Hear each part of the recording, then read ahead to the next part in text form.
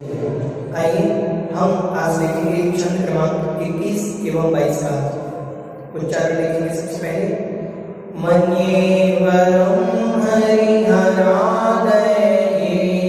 दृष्टा दृष्टेषु येषु हृदयं परितोषमेति किमीक्षितेन भवता भुवि येन नान्यः पश्चिन्मनो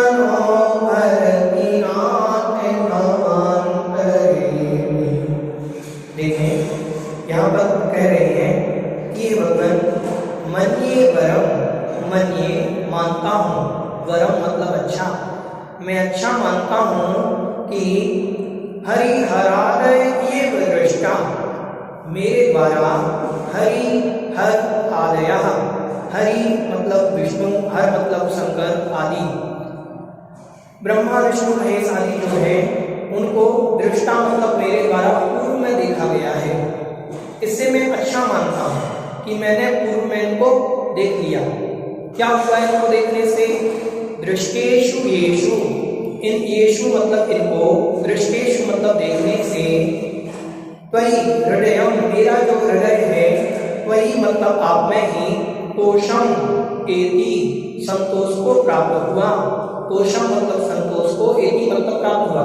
हे भगवान, मैं अच्छा मानता हूँ कि मैंने पूर्व में इन देवी देवताओं को देख लिया और इनको देखने से मुझे अंत में जब मैं आपके पास आया तो आप में ही संतुष्टि मिली। समझ में आ रहा है? जैसे कह रहे हैं कि अब आपको देखने से फायदा क्या?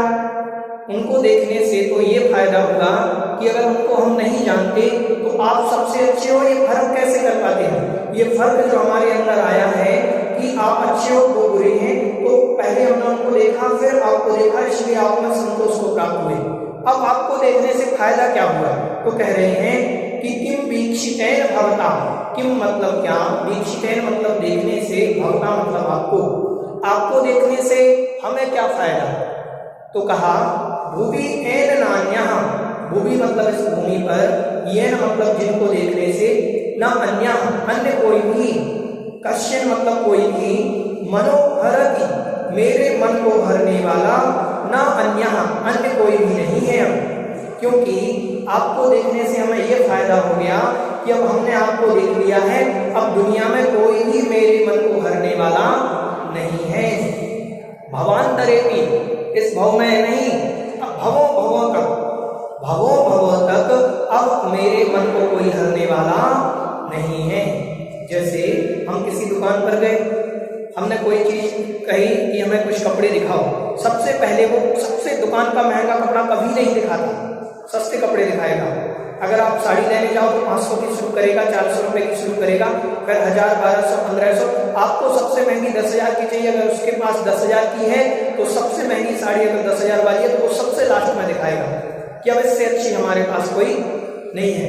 तो हमने सबसे पहले सस्ते लोगों के यहाँ घूम करके आ गए, सभी देवी देवताओं के घूम के यहाँ आ गए और सबसे बड़े जिनके यहाँ आए तो यहाँ संतुष्टि मिली कि अब इससे बड़ा कोई है ही नहीं, अब इससे बड़ा नहीं है तो कोई मन को हरने वाला भी हो ही नहीं सकता। भगवान इस प्रकार से शब्द का अर्थ हुआ ओम ह्रीं सर्वलोक सर्वशुद्धर्षणाय क्लीं महाव्याघ्रशिखाय दृष्टाय श्री शमिनाय अर्घ्यं ध्रुवपावनी स्वाहा। 2 अर्घ चढ़ाने हैं, 2 विधान है।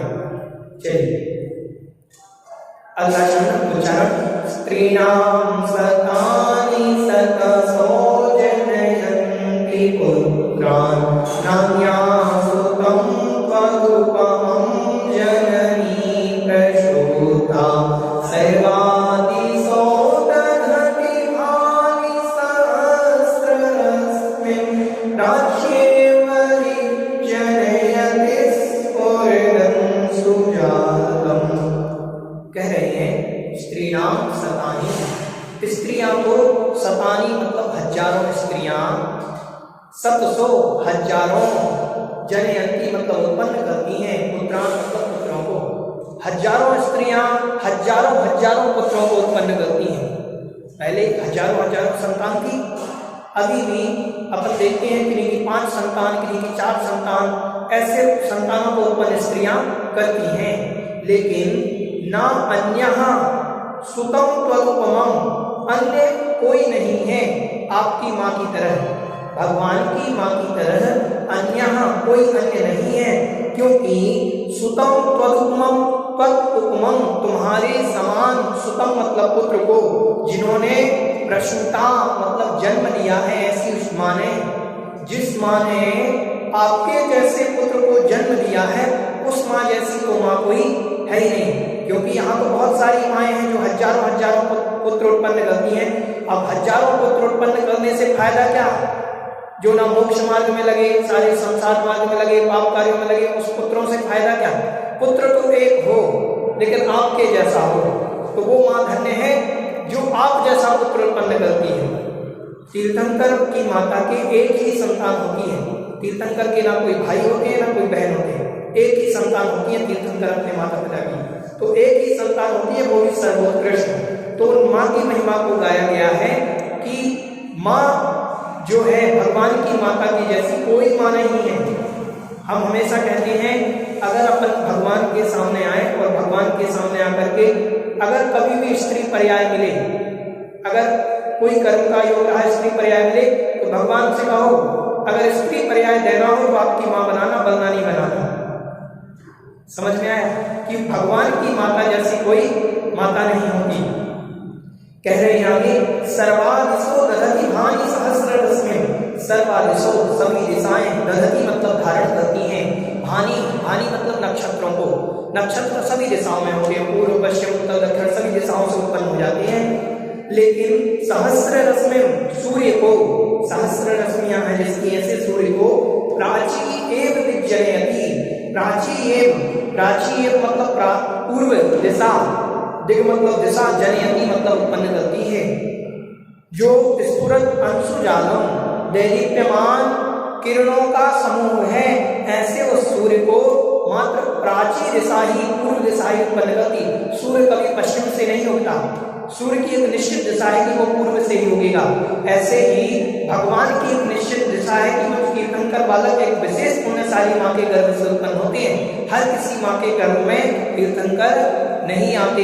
तो जिस प्रकार प्राची दिशा सूर्य को उत्पन्न करने वाली होती है, सूर्य को उदित करने वाली होती है, और बाकी के सब नक्षत्रों की तरह सभी दिशाओं से नक्षत्र उत्पन्न हो सकते हैं, इस प्रकार से यहाँ पर उनकी माँ की महिमा का वर्णन किया गया। पिता की महिमा नहीं कही गई, माँ की महिमा कही गई। यहाँ पर पूरे भक्तामृत में अन्यत्र कहीं भी पिता की जितनी महिमा कही नहीं गई, जितनी माँ की महिमा कही जाती है। आप कहीं भी देख लेना, आप पंचकल्याणक आदि में देखेंगे तो सबसे ज्यादा संस्कार आदि माँ पर ही होते हैं, पिता पर कोई संस्कार नहीं होते ज्यादा, माँ के पूरे संस्कार होते। तो माँ से एक संबंध होता है, तो माँ बहुत पूज्य होती है। इसीलिए यहाँ पर भक्तामृत में भी माँ की महिमा को कहा गया कि आपके माँ की जैसी कोई माँ नहीं है। समझ में आया? और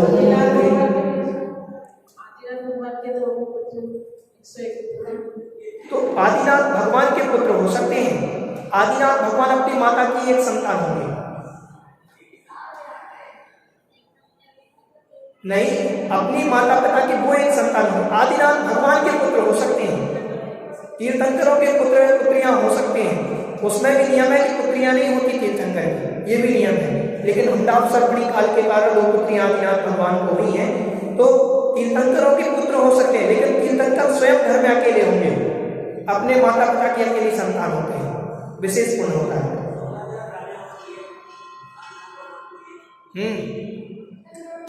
96,000 रानियां,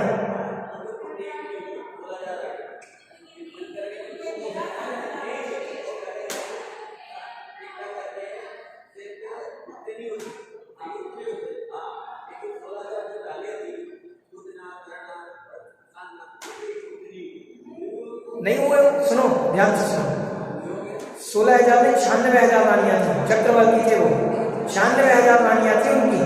अब पुत्र नहीं होते, वो पुत्रियां नहीं होती, तीर्थंकर के नियम है। तीर्थंकर विवाह करेंगे तो पुत्रियों की उत्पत्ति नहीं होती। हाँ, फिर अपने यहाँ एक पुरानी परंपरा है, ध्यान से सुने, पुरानी परंपरा है, बेटी का विवाह करोगे तो बेटी के पैर छूना और दामाद के पैर छूना, तीर्थंकर किसी के सामने नहीं झुकते। ये परंपराएं हैं कुछ, तो ये सारी चीजों के कारण पुत्रियों की उत्पत्ति नहीं होती।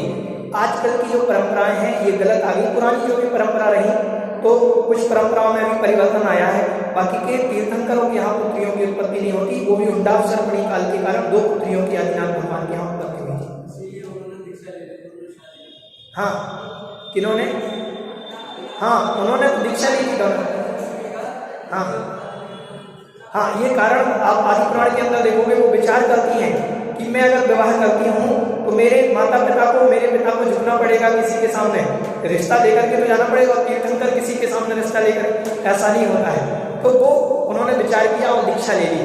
तो इस प्रकार से वो सारी चीजें होती हैं, बहुत सारी परंपराएं आगम के अनुसार अगर बहुत सुंदर है। ओम प्रेम अद्भुत गुणाय क्लीं महावीर प्रशिदाय श्री विषम गिराय हरिहम स्वाहा।